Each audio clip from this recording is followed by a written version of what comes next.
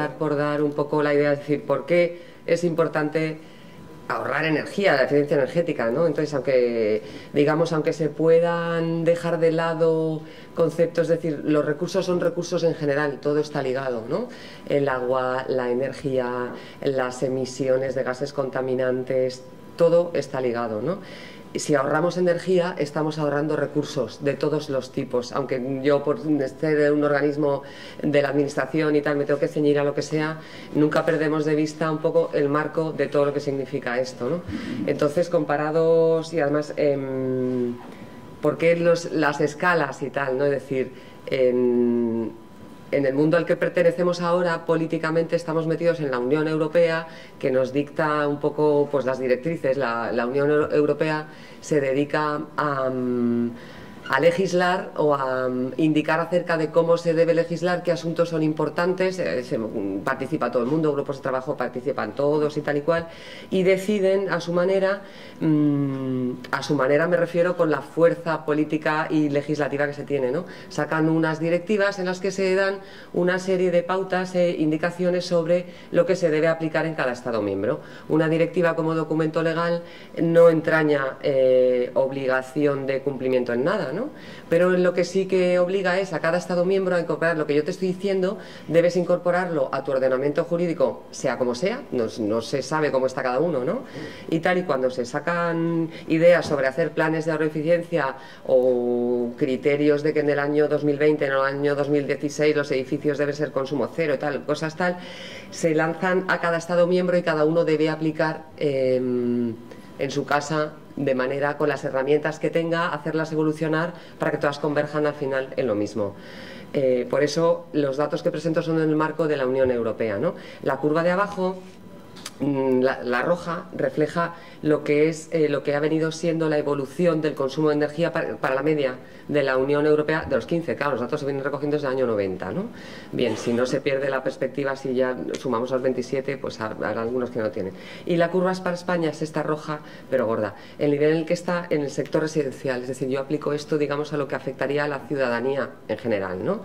Desde el IDAE, como desde este instituto y tal, se consideran todos los sectores de actividad económica que entrañan un consumo de energía, pero me centraré más en este porque es lo que afecta, parece que está como más en el marco de lo que nos llega a todos, ¿no?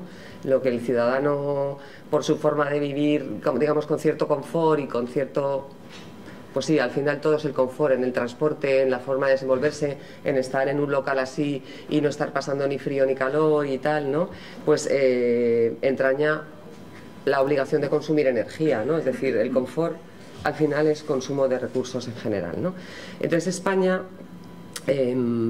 a pesar de que tiene el consumo, no llega a los 2 toneladas equivalentes de petróleos por habitante, es decir, bueno... Para medir esto se utilizan unidades, ratios unitarios, es decir, nos medimos todos con el mismo rasero y es la cantidad de energía consumida por cada hogar.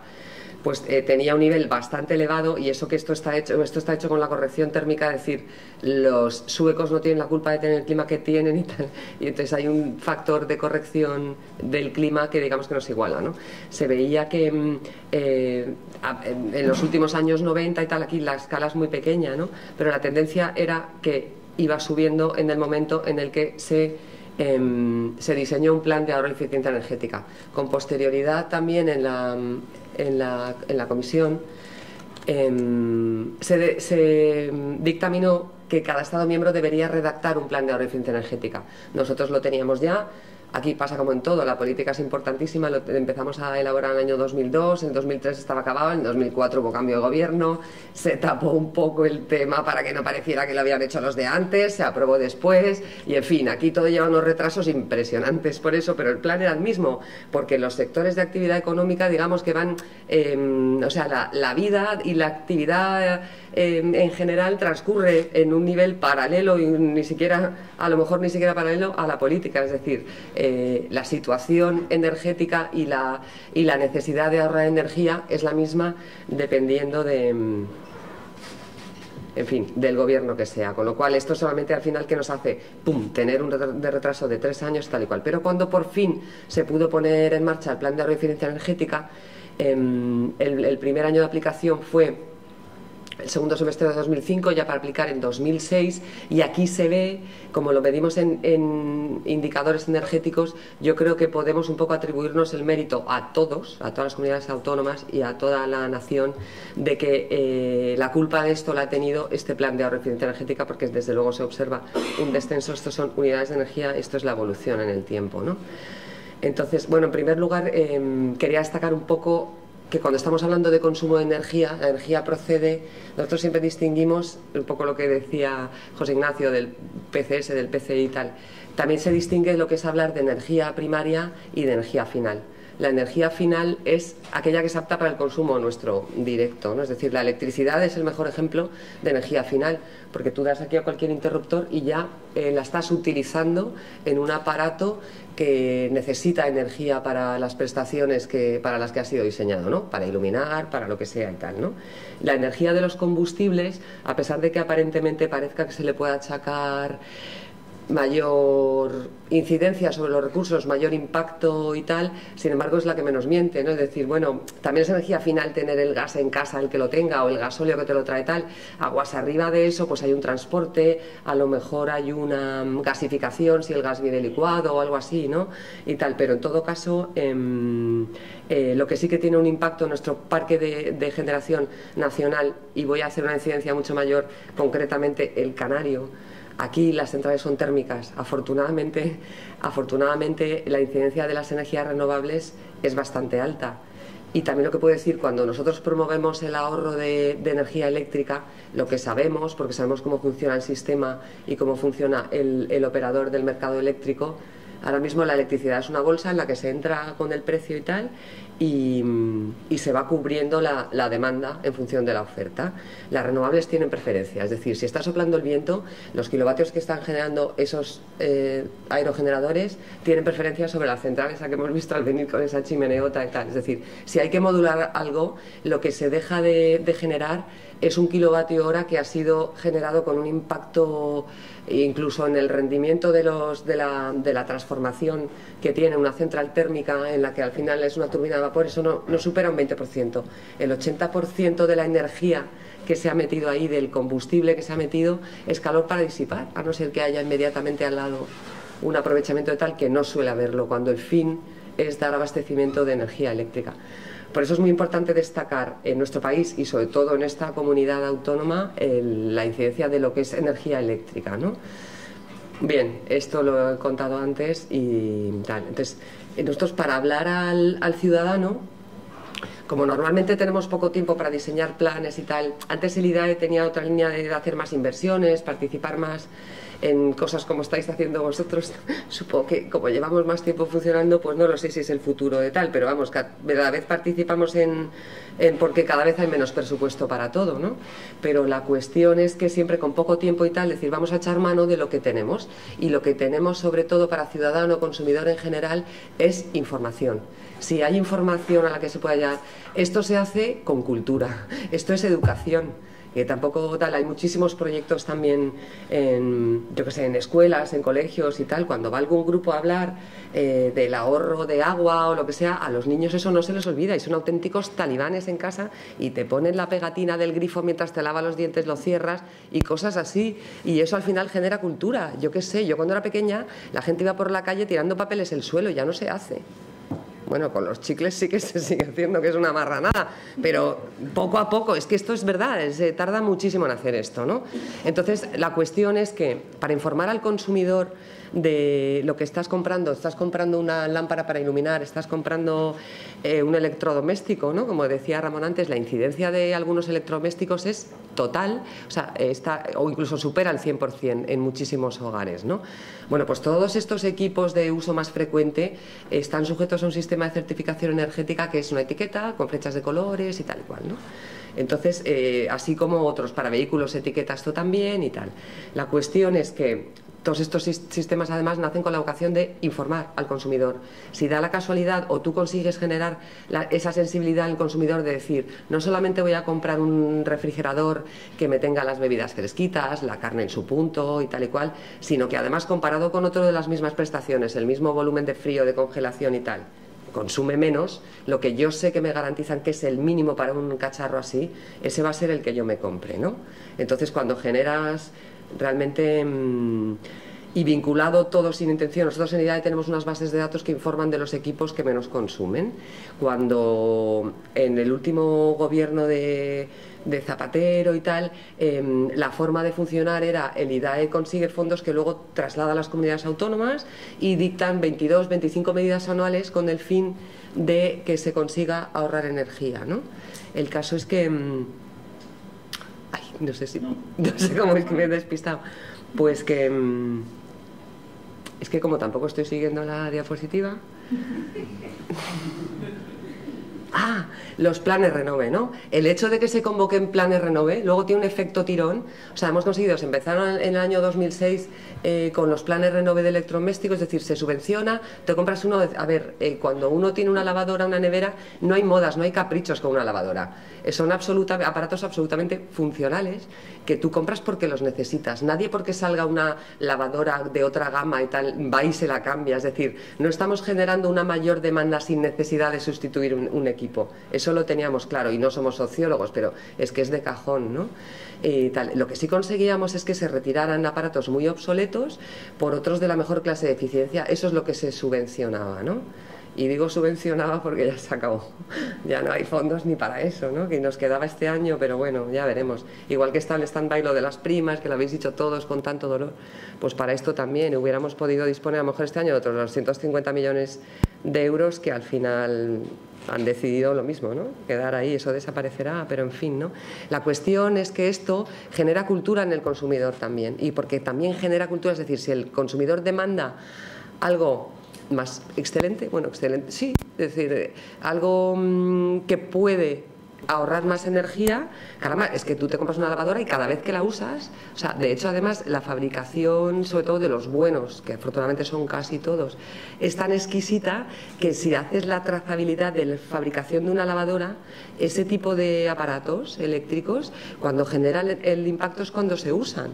O sea, una lavadora cuando está lavando es cuando está consumiendo energía eléctrica, está gastando agua y además está vertiendo a la red sanitaria productos químicos que todo el mundo intenta afinar mucho, pero realmente el mayor impacto se produce en el uso de un electrodoméstico.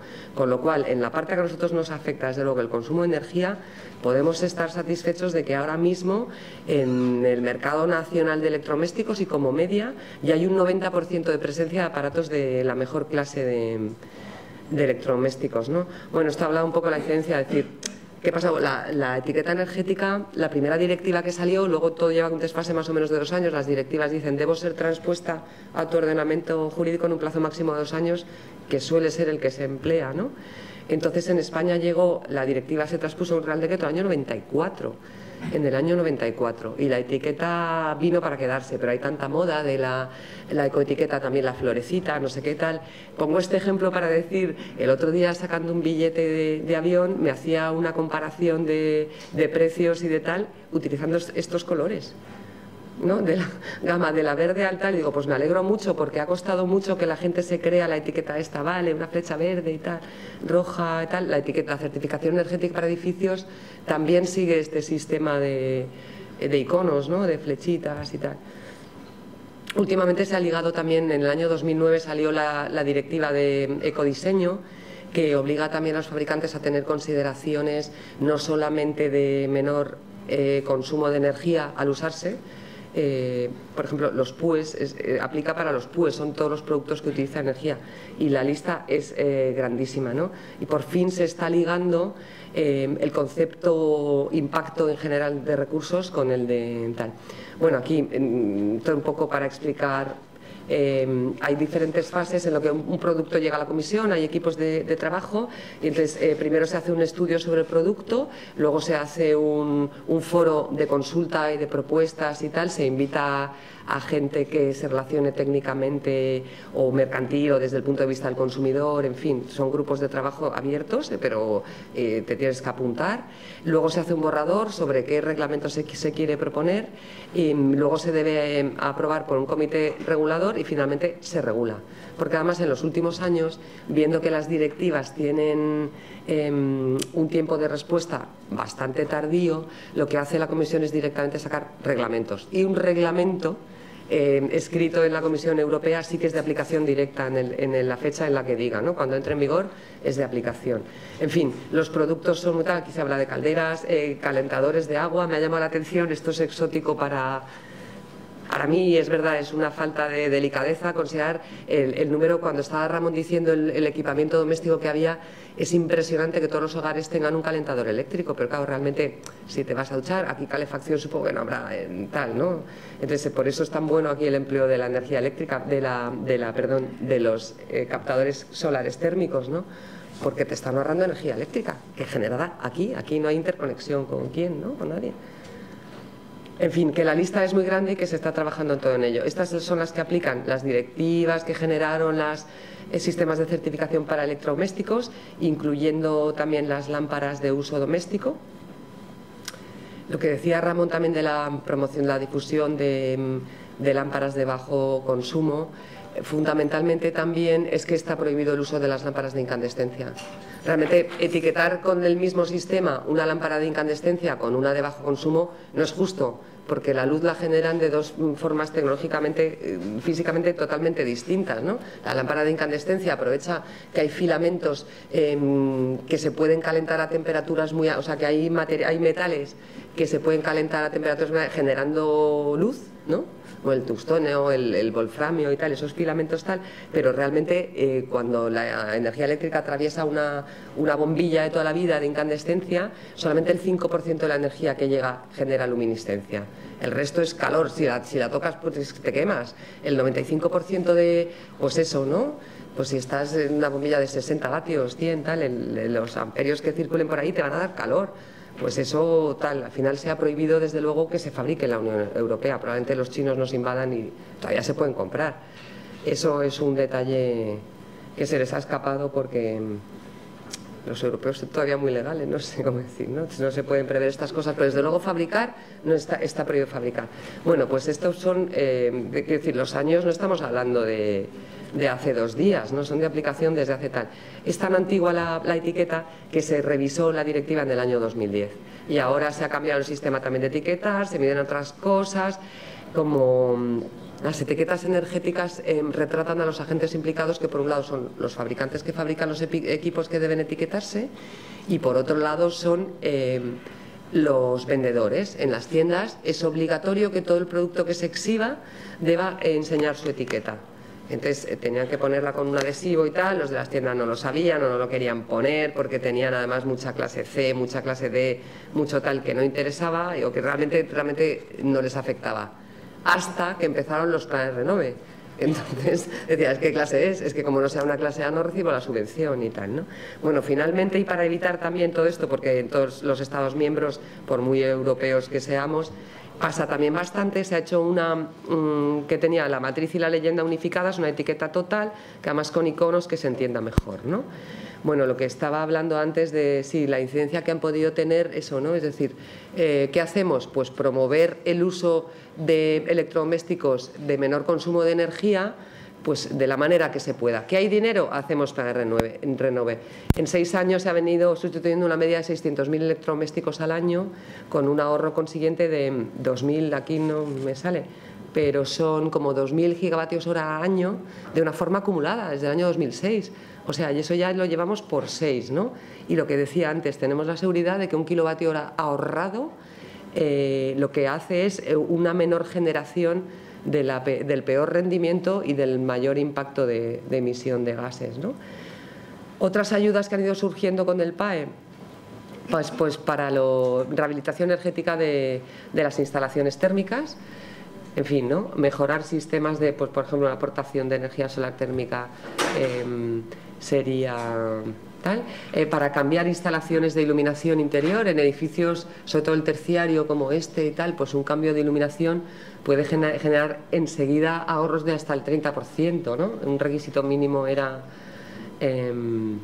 eso, tal. Y ahora mismo, pues por el ruido que está haciendo, está muy de moda el plan PIBE, que es el plan de incentivación al vehículo eficiente o algo así, ¿no? Si te vas a comprar un coche, el concesionario te descuenta 1.000 euros que recibe luego del IDAE y el IDAE otros 1.000, ¿no? Bueno, es el Ministerio de Industria que nos ha dado esto.